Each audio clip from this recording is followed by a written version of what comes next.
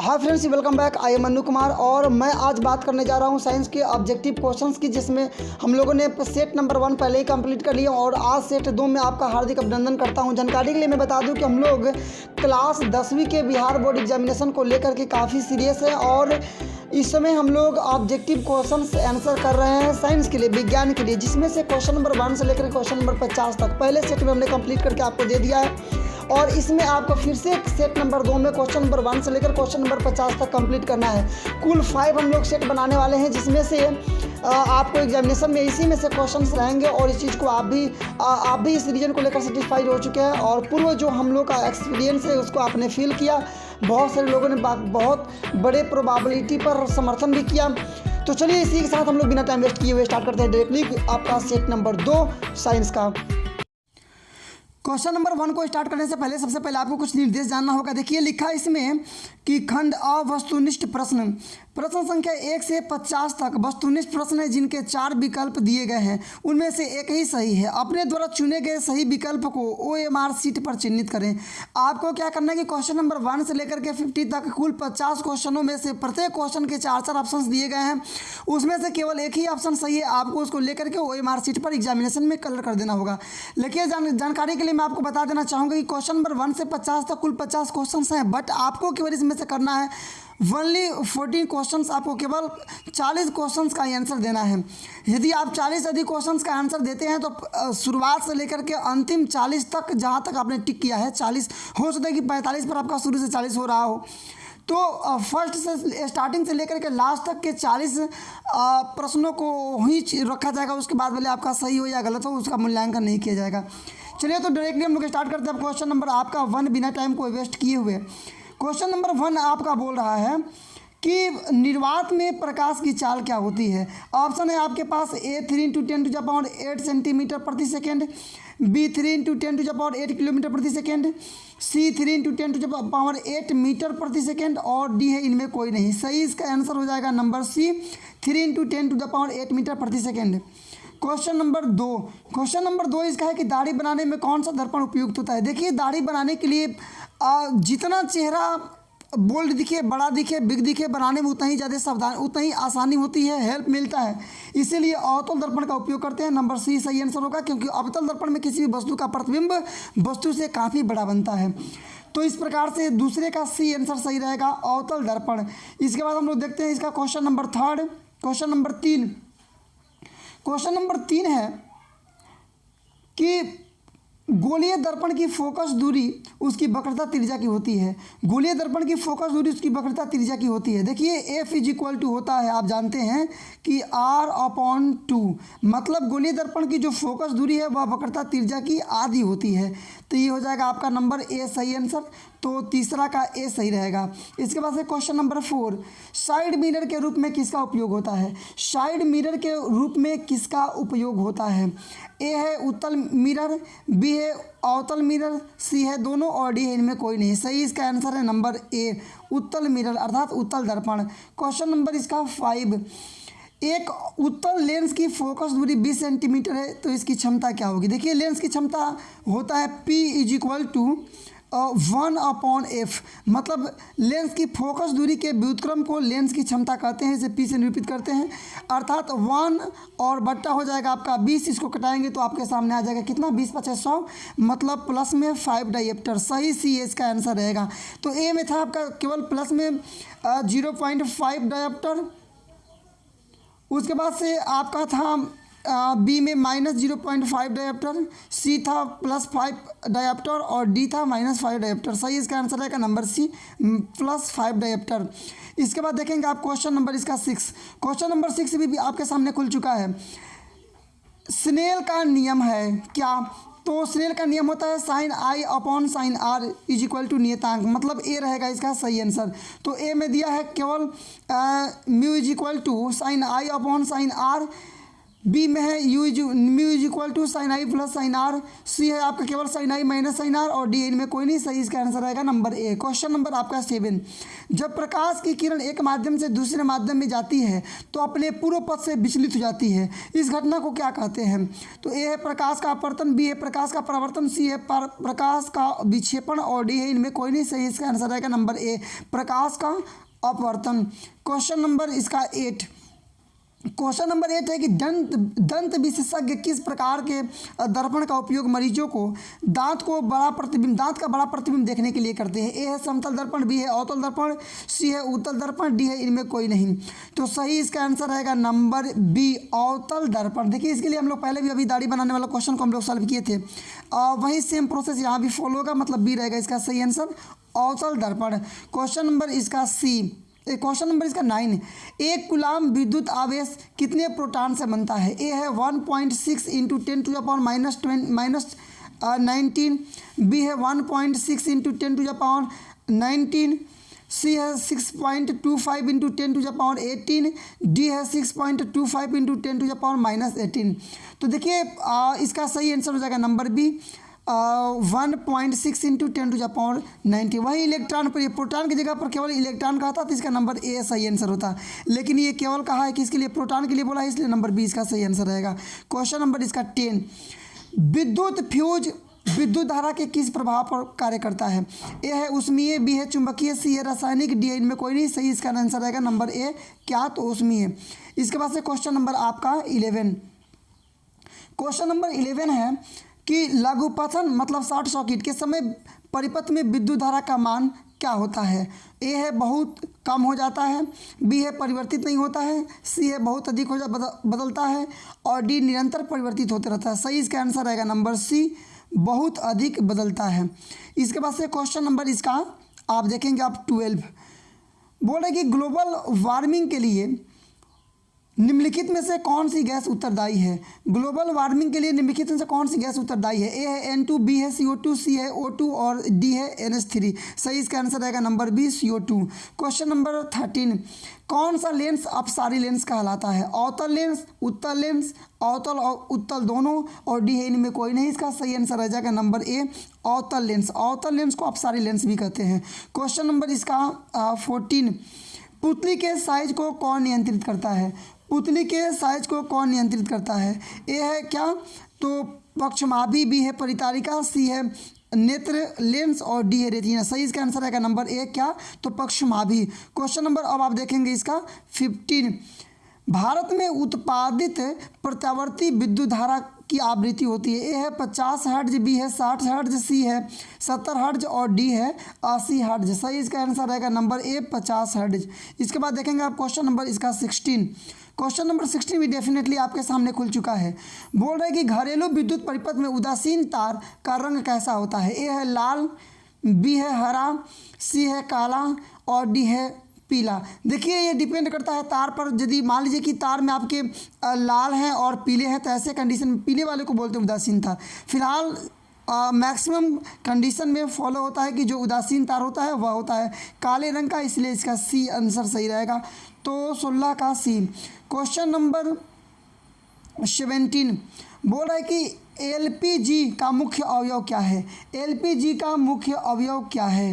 तो ए है normal pentane एवं आइसोपेंटेन, बी है नॉर्मल ब्यूटेन और आइसोब्यूटेन, सी है मीथेन और इथेन, और डी है इनमें कोई नहीं। सही इसका आंसर रहेगा number B, normal butane and isobutane. इसके बाद आप देखेंगे क्वेश्चन नंबर 18। क्वेश्चन नंबर 18 है आपके सामने कि Zn + CuSO4 goes to ZnSO4 + Cu रासायनिक अभिक्रिया किस प्रकार की है? ए है संयोजन अभिक्रिया, बी है विस्थापन अभिक्रिया, सी है द्विविस्थापन अभिक्रिया, और डी वियोजन अभिक्रिया। तो इसका सही आंसर रहेगा 18 का नंबर बी, विस्थापन अभिक्रिया। आप फॉलो कर सकते हैं डिफिनीशन आपको यदि याद है तो। अब समय को देखते हुए मैं यहीं तक मेंटेन करूंगा, बी इसका सही आंसर रहेगा, विस्थापन अभिक्रिया।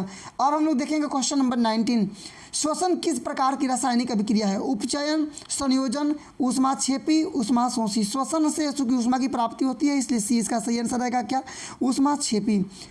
इसके बाद क्वेश्चन नंबर इसका 20 अम्ल एवं क्षार के बीच अभिक्रिया होने से लवण और जल का निर्माण होता है। यह किस प्रकार की अभिक्रिया है? उदासीनीकरण अभिक्रिया आप जानते हैं। ए है संयोजन अभिक्रिया, बी है अपघटन अभिक्रिया, सी है उदासीनीकरण, डी है अपघटन, इसलिए सी इसका सही आंसर रहेगा। क्वेश्चन नंबर 21, नम वायु की उपस्थिति में लोहे की बनी नई वस्तुओं को कुछ समय पश्चात जंग लग जाता है या उस पर जंग लग जाता है, यह किस प्रकार की प्रक्रिया है? आप जानते हैं पहले से कि जब लोहे की वस्तुओं को खुले स्थान पर छोड़ देते हैं तो उसके ऊपर ऑक्साइड की पतली परत चढ़ जाती है। इस प्रक्रिया को बोलते हैं संक्षारण। नंबर बी सही इसका आंसर रहेगा।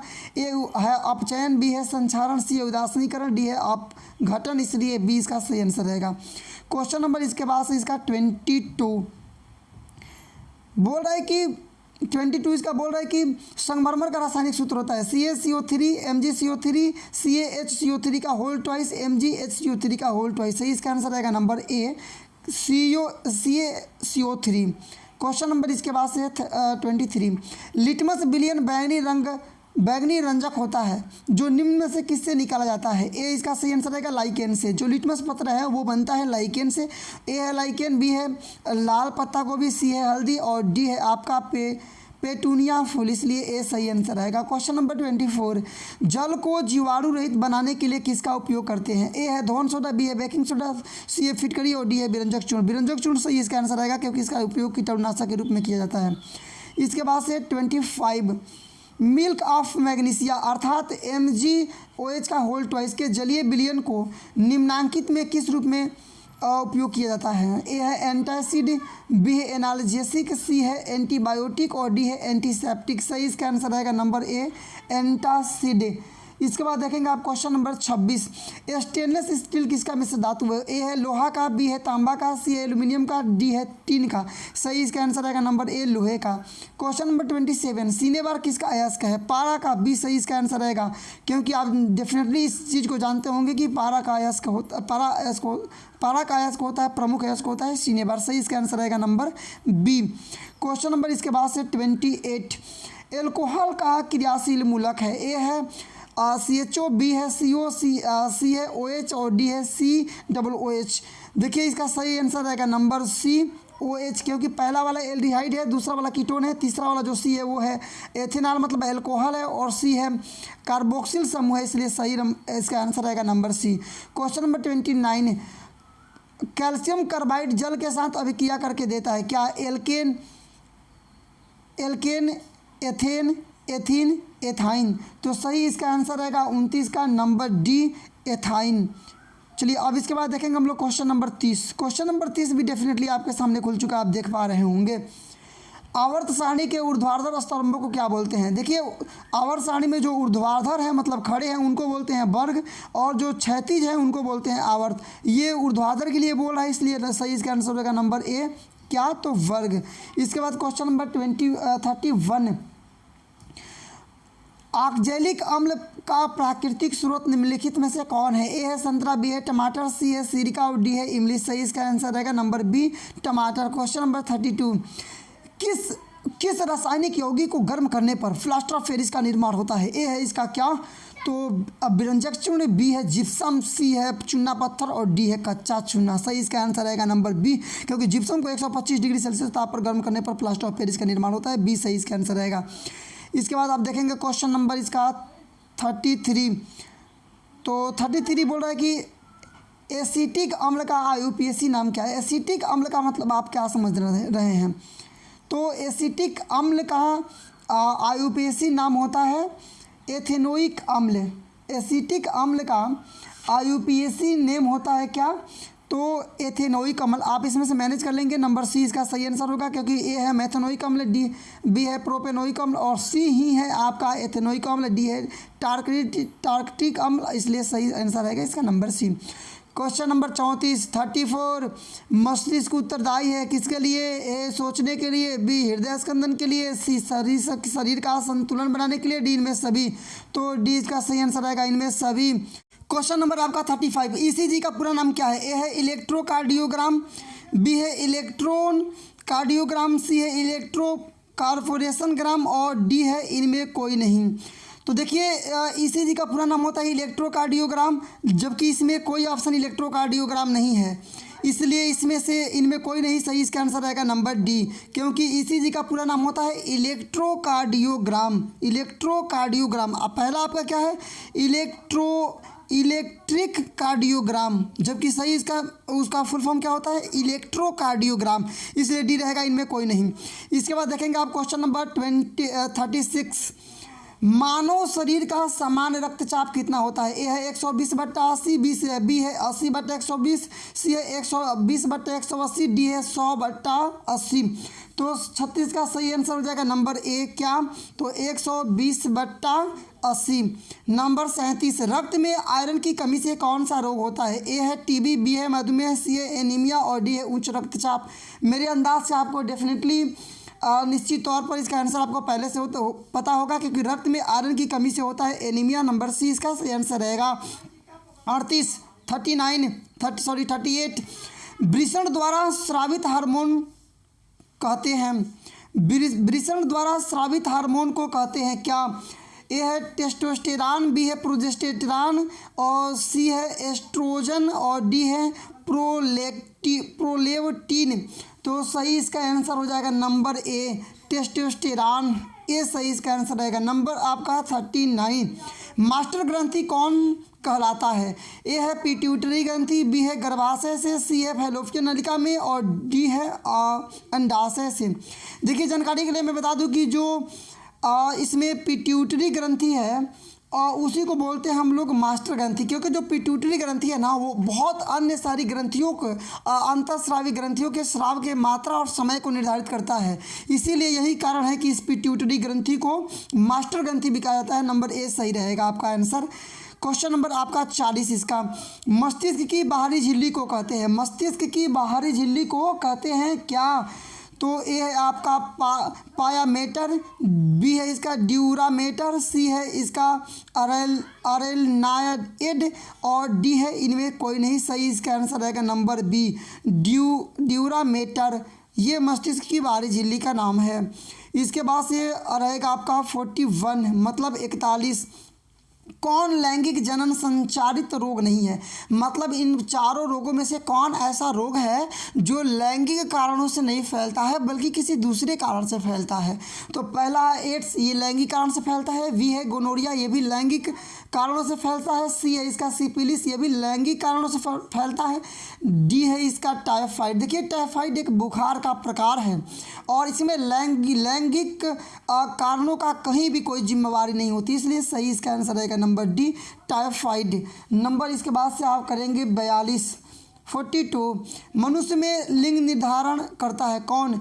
ए है ऑटोसोम, बी है लिंग क्रोमोसोम, सी है ए और बी दोनों और डी इनमें कोई नहीं सही। इसका आंसर रहेगा नंबर बी, लिंग क्रोमोसोम। नंबर 43 जिन शब्द का किसने प्रस्तुत किया था? जिन शब्द किसने प्रस्तुत किया था? ए है मेंडल, बी है डार्विन, सी है जॉनसन और डी है लामार्क। सही इसका आंसर रहेगा नंबर सी, जॉनसन।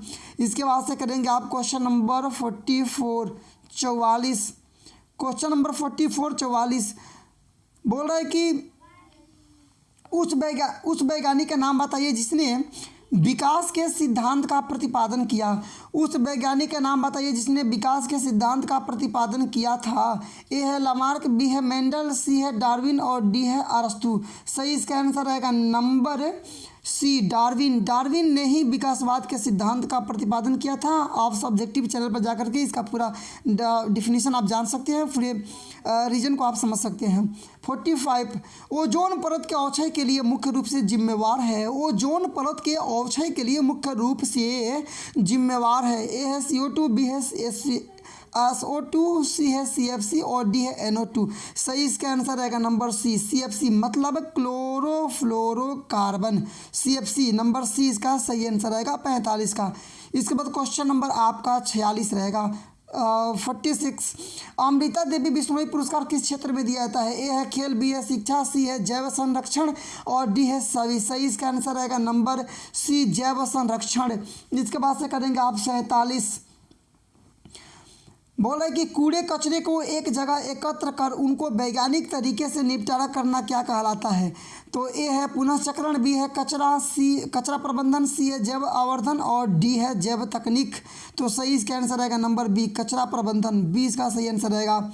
क्वेश्चन नंबर 48, हृदय से रक्त को संपूर्ण शरीर में पंप किया जाता है किसके द्वारा? तो यह है फेफड़े द्वारा, बी है नीले द्वारा, सी है आलिंदों द्वारा और डी है इनमें सभी। सही इसका आंसर रहेगा नंबर बी, नीले द्वारा। इसके बाद से क्वेश्चन नंबर आपका